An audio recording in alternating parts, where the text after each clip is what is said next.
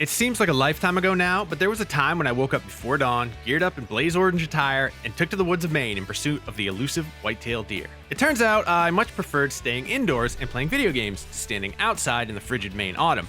Thankfully, Hunting Simulator 2 combines a hobby I didn't enjoy too much as a teen with one I still love to this day.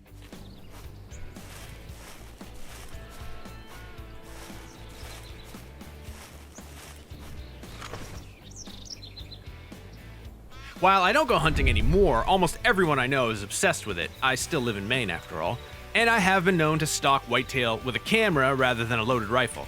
Hunting Simulator 2 sacrifices some realism for the sake of quality of life, sure, and it lacks any kind of concrete goals, but at the end of the day, I found Hunting Simulator 2 a fun and oddly relaxing way to spend some time.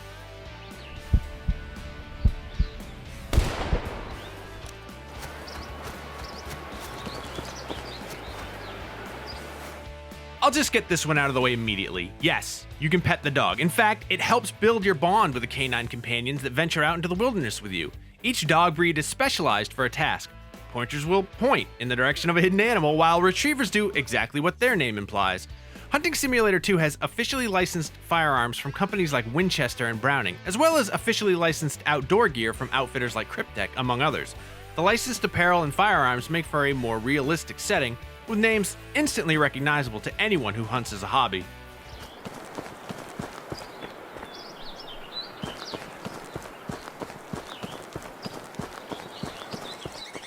After you're fully outfitted with your guns and gear, and dog of course, you select from one of 6 different locations, grouped into 3 geographical areas. Each location has its own different geography and animals, although there is some crossover between them, as is the case in real life.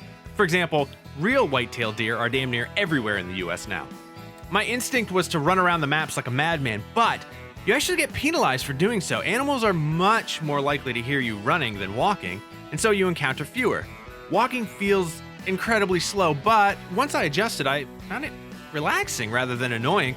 Since this is a simulator and not a game, the hunting is pretty realistic in so much as it takes a lot of walking and waiting before you see anything worth aiming at. Hunting Simulator 2 also doesn't allow you to just blast away at every animal, no matter what the caliber rifle or gauge of shotgun you have. A 30-06, ideal for large game like deer, elk, and bison, would completely obliterate a bobcat or wild boar. If you aim at one with the wrong gun, Hunting Simulator 2 warns you that you're using the wrong caliber. If you fire anyway, you ruin your trophy and the prospect of collecting the credits you need to buy more gear and more licenses. As fun as it is walking around the maps, I wish Hunting Simulator had some kind of mission structure. A mode asking me to say, bring home my bag limit of mallards or hunt only white-tailed deer would have narrowed down the focus of what's currently a pretty open-ended experience. The actual act of hunting is thrilling. Stalking an animal through the wilderness and waiting until just the right moment to fire off that perfect shot holds a lot of appeal of the real thing.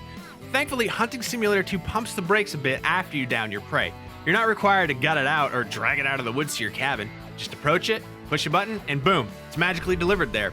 I appreciate the quality of life touches because hauling a deer out of the woods is quite literally a drag.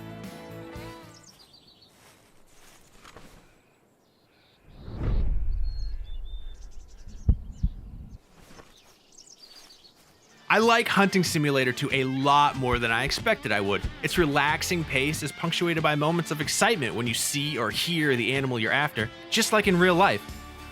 The realism is further built up by the licensed gear and firearms available for purchase. I definitely appreciate that Hunting Simulator 2 sticks to the fun parts while leaving out the post-kill process. My one wish is it had some kind of mission structure, or at least a challenge mode, but those are minor complaints, as I found myself drawn into it in a way I hadn't initially anticipated. For more simulator action, check out our preview of the upcoming Microsoft Flight Simulator, and for everything else, keep it right here on IGN.